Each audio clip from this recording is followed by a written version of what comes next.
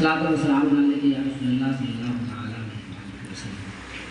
मैं अर्ज कर रहा था कि अपने यहाँ जो इदारे हैं, ये इदारे ज़्यादातर, जैसे उत्तर प्रदेश के तो बहुत सारे इदारे हैं जो जिनको गवर्नमेंट से जैसे वहाँ से इंडिया मिलती है और भी डोनेशन वगैरह मिलते रहता है, लेकिन यहाँ के जो इदारे हैं अक्सर इदारे और भी हिंदुस्तान के भी बहुत सारे इदारे हैं जो सरमाएदारों के ताउन से चलते हैं। ये एक जज्बा अल्लाह ताला की तरफ से डाल दिया जाता है दौलत खर्च करने का, कि हमको अपने पैसे को अल्लाह के रास्ते में इन्वेस्ट करना है, खर्च करना है। मैं समझता हूँ, मैं इतने दिनों से काम कर रहा हूँ, 5% या 4% लोग ही सही तरीके से डोनेशन करते हैं। तो खर्च करना चाहिए, अल्लाह के रास्ते में खर्च करना चाहिए। 4 से 5% लोग ही खर्च किया करते हैं और उन्हीं के ताउन से तकरीबन ये इदारे इर्तिका की मंजिल तय करते हैं। तो मैं इन सरमायादारों को सलाम करता हूँ। किन सरमायादारों को? उन सरमायादारों को जो अल्लाह और रसूल के, जो रसूलुल्लाह के इल्म की तबलीग व इशाअत के लिए अपने पैसे को मदरसे में डोनेशन करते हैं, डोनेट करते हैं, इसलिए कि ये बहुत बड़ा काम करते हैं। हमारे बहुत सारे सरमायादार हैं 10-10 लाख रुपये डेकोरेशन पे खर्च कर देते हैं, होटल सजाने में खर्च कर देते हैं। क्यों? इसलिए कि उनकी शोहरत हो, चार में फला आदमी के यहाँ ऐसा फंक्शन हुआ था, वैसी तकरीब हुई थी, लोग आए थे, ऐसा इंतजाम था। तो अपनी शोहरत के लिए, नामवरी के लिए और मेंटेन कर, चूंकि वो बड़े हैं, बड़े लोग उनके आएंगे, तो बड़े लोगों को दिखाने के लिए लाखों लाखों रुपये पैसे की तरह बहा देते हैं।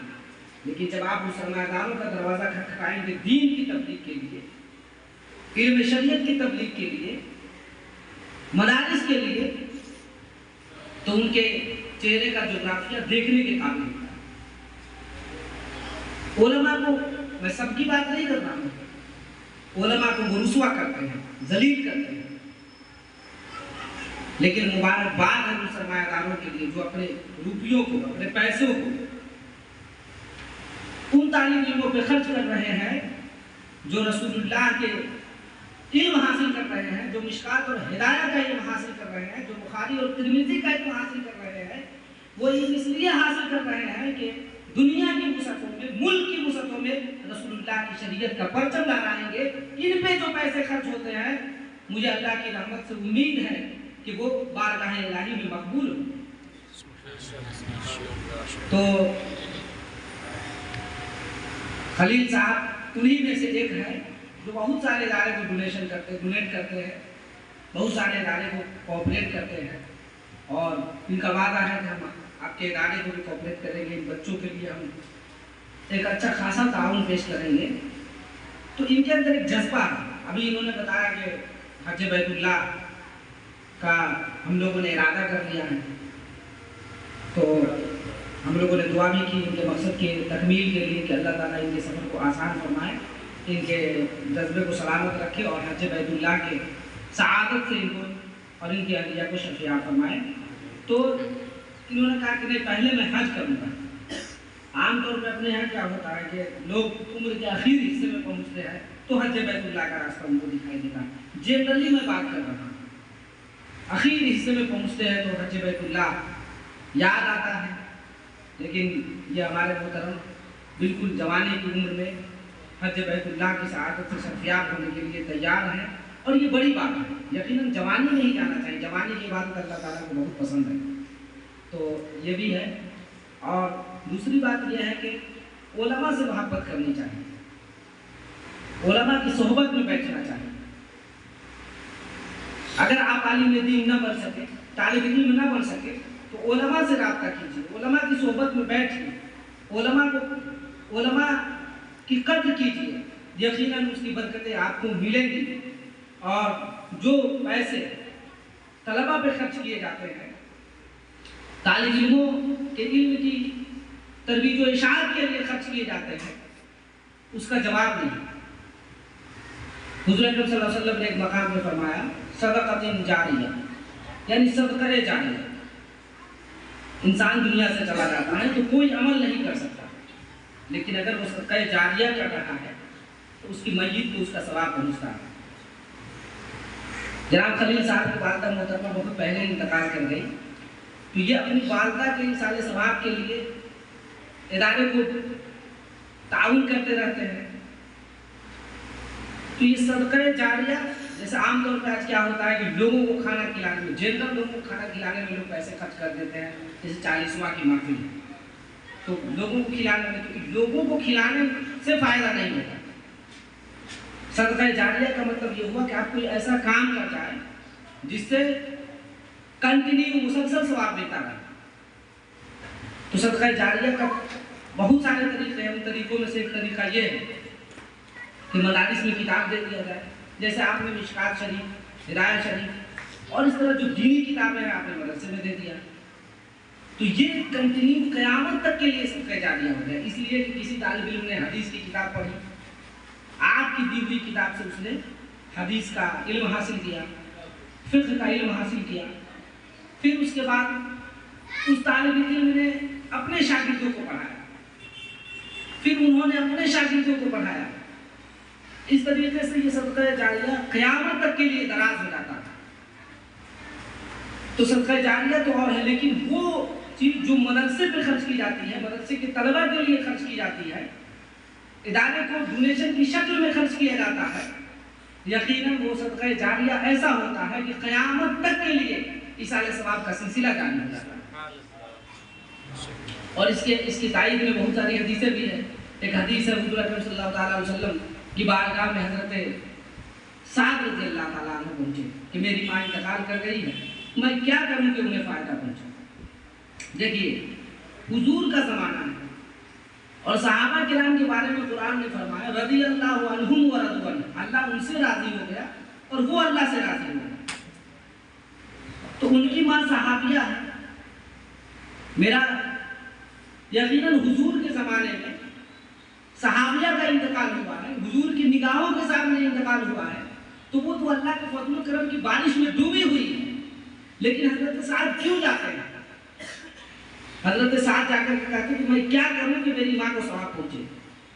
तो हुजूर ने मना नहीं किया कि नहीं, ये सबसे कोई फ़ायदा नहीं पहुंचेगा, जो उन्होंने किया बस उसी का सवाब उनको मिलेगा, बाकी तुम्हारे करने से कुछ नहीं होगा। हुजूर ने ऐसा नहीं किया, बल्कि हुजूर ने फरमाया कि जाओ कुआं खुदवा दो।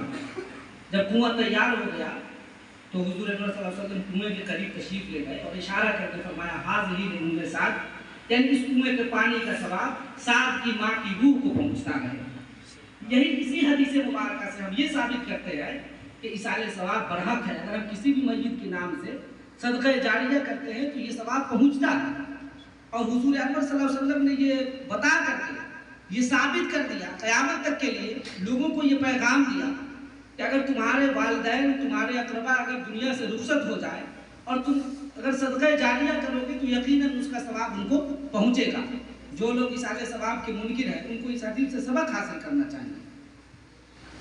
उम्रा करते हैं, दूसरे के नाम से भी उम्रा किया जाता है तो ये भी सवाब पहुँचता है। हज बदल में क्या होता है? ये भी तो इसाले सवाब ही होता है ना।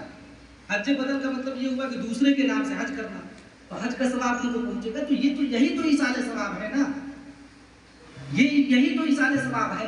जो लोग इसाले सवाब के मुनकिर हैं उनको ये हदीसें नजर नहीं आती हैं, फिर वो हज बदल क्यों करते हैं, उम्रा दूसरे के नाम से क्यों करते हैं। अज़ीज़ान मिल्लत इस्लामिया, काबिल एहतराम बुजुर्गों और दोस्तों, आज और एक और बात बताना चाहूँगा कि जब तक माँ बाप हयात में रहते हैं, और हमारे यहाँ बहुत सारे लोगों के यहाँ एक सिस्टम हो गया है कि माँ बाप जब दुनिया में है तो खिदमत नहीं करेंगे, उनके खाने पीने का इंतज़ाम नहीं करेंगे, उनके खाने पीने का इंतज़ाम नहीं करेंगे। लेकिन जब इंतकाल हो जाता है तो लोग सऊदी अरब से 50,000 1 लाख का टिकट एकदम इमरजेंसी टिकट निकलवा करके आते हैं। क्यों? जनाजा में हाजिरी देने के लिए। और 40वां के दिन तो पैसा बहा देते हैं, जितना खाना खिलाना, हज़ारों लोगों को खाना खिलाना। अरे यही खाना तुम अपने माँ बाप को ज़िंदगी में खिलाया होता, उनकी रूह खुश होती और तुम्हें मग़फ़िरत का परवाना मिल जाता। जिंदगी में तुमने नहीं खिलाया, जिंदगी में तुमने खिदमत नहीं किया, इंतकाल हो गया तो सऊदी अरब से आ रहा है, लग रहा है कि तुम्हारे आने से उनकी मग़फ़िरत हो जाएगी। तुम्हारे आने से और तुम्हारे जनाजे में शामिल होने से उनकी मग़फ़िरत नहीं हो जाएगी। और लोगों को जनरली तौर पे खाना खिलाने से मगफिरत नहीं होगी, बल्कि तुम नहीं आओ, इसलिए तुम्हारे आने से एक तो ये कि जनाजे में ताखीर होती है। जनाजे के बारे में हुक्म यह है कि जल्दी से उसको दफन किया जाए, 24-24 घंटा 48-48 घंटे लाश को घर में रखो। तुम मत आओ, तुमको आने की जरूरत नहीं है। और तुम 50,000 या 1 लाख रुपया टिकट पे खर्च करता है, उसको टिकट पे खर्च करने की कोई जरूरत नहीं है। उन पैसों को तुम उठाओ और मदरसे की तलबा पे खर्च कर दो, तुम्हारी माँ को, तुम्हारे वालिद को इसाले सवाब पहुंचना है। लेकिन तुम तो ये कहते हो कि लोग देखेंगे, फलाना है, दिखाने के लिए काम करने की जरूरत नहीं है।